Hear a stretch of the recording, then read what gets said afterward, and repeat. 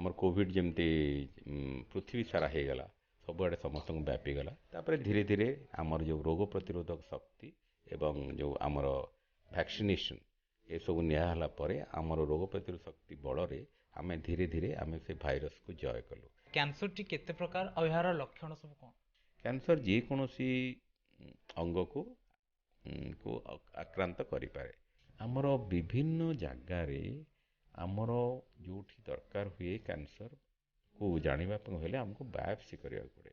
Biopsy କଲେ ଆମେ ସେଇଟା ହେଉଛି ବିଧି ନିର୍ଦ୍ଦିଷ୍ଟ ଯେ ଆମେ ଜାଣିଲୁ ଏହାର କ୍ୟାନ୍ସର ହେଇପାରେ। ଲୋକମାନେ ସେତେବେଳେ ଭାବୁଥିଲେ ଆଗରୁ ଯେ କ୍ୟାନ୍ସର ହେଇଗଲା ତାହେଲେ ଆଉ ଇଏ ବଞ୍ଚିବନି, ଆଉ କ'ଣ ହେଲା, ତ ବୟସ ବେଶୀ ହେଇଗଲାଣି, ଆଉ ୟାକୁ କ'ଣ ଟ୍ରିଟମେଣ୍ଟ କରିବା, ଏଇ ଯେଉଁ ପ୍ରକାର ଚିନ୍ତାଧାରା ସେଇଟା କରିବା କଥା ନୁହେଁ। ଯେତେ ଶୀଘ୍ର ଆମେ ରୋଗୀକୁ ଡାକ୍ତରଙ୍କ ପାଖରେ ପହଞ୍ଚେଇବା, ଯେତେ ଶୀଘ୍ର ଆମେ ପରୀକ୍ଷା ନିରୀକ୍ଷା କରିବା, ଯେତେ ଶୀଘ୍ର ଆମେ ତାଙ୍କୁ ଔଷଧ ଦେବା ଏବଂ ସର୍ଜରୀ କରିବା ଏବଂ କେମୋଥେରାପି ଦେବା, ରେଡ଼ିଓଥେରାପି ଦେବା, ସେତେ ଶୀଘ୍ର ଭଲ ହେଇପାରିବ।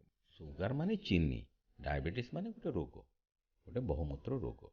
ବିଭିନ୍ନ ମାଦକ ଦ୍ରବ୍ୟରେ ଅପବ୍ୟବହାର ହେଉଛି ଏବଂ ଏଇ ଯେଉଁ ପିଜା ବର୍ଗର ଯେଉଁଥିରେ ବହୁତ ପରିମାଣରେ ଲହୁଣୀ ଏବଂ ଚର୍ବି ଜାତୀୟ ଖାଦ୍ୟ ଖାଉଛନ୍ତି, ଏ ସବୁଯାକ ଖାଦ୍ୟ ଖାଇକିରି ବିନା ବ୍ୟାୟାମ କରିବା ଦ୍ୱାରା ଅନେକ ସମୟରେ ସେମାନଙ୍କର ବ୍ଲଡ଼ ପ୍ରେସର ବଢ଼ୁଛି, ଡାଇବେଟିସ୍ ବି ହେଉଛି ଏବଂ ହାର୍ଟ ଆଟାକ୍ ବି ହେଉଛି। ଯଦି ବର୍ତ୍ତମାନ ଏବେ ଯେକୌଣସି ଲୋକର ପରିବାର ଭିତରେ 5 ଜଣ ବସିଥିବେ, 5 ଜଣ 5ଟା ମୋବାଇଲ ହିଁ ଦେଖୁଥିବେ, ସେମାନେ ନିଜ ନିଜ ଭିତରେ କଥା ହେଉନଥିବେ। ଏହି ଯେଉଁ ପ୍ରକାର ହେଇଯାଇଛି ବର୍ତ୍ତମାନ ମୋବାଇଲ ମ୍ୟାନିଆ, ତେଣୁ ମାନେ ସମସ୍ତେ ମୋବାଇଲ ଉପରେ ଯେତେ ସମୟ ଦେଉଛନ୍ତି, ଯଦି ସମସ୍ତେ ଦେଶର ରିସର୍ଚ୍ଚ ବିଷୟରେ ମାନେ ନିଜ ନିଜ ନୂଆ ନୂଆ ଜିନିଷ ଉଦ୍ଭାବନ କରିବାରେ, ଯଦି ଆମର ଦେଶକୁ ଗଠନ କରିବାରେ ସମୟ ଦିଅନ୍ତେ, କିନ୍ତୁ ଗୋଟେ ପଜିଟିଭ ୱାର୍କ କରନ୍ତେ, ତାହେଲେ ତ ବହୁତ କିଛି ମାନେ ଦେଶର ବି ଅଗ୍ରଗତି ହେଇପାରନ୍ତା, ନିଜର ବି ଅଗ୍ରଗତି ହେଇପାରନ୍ତା।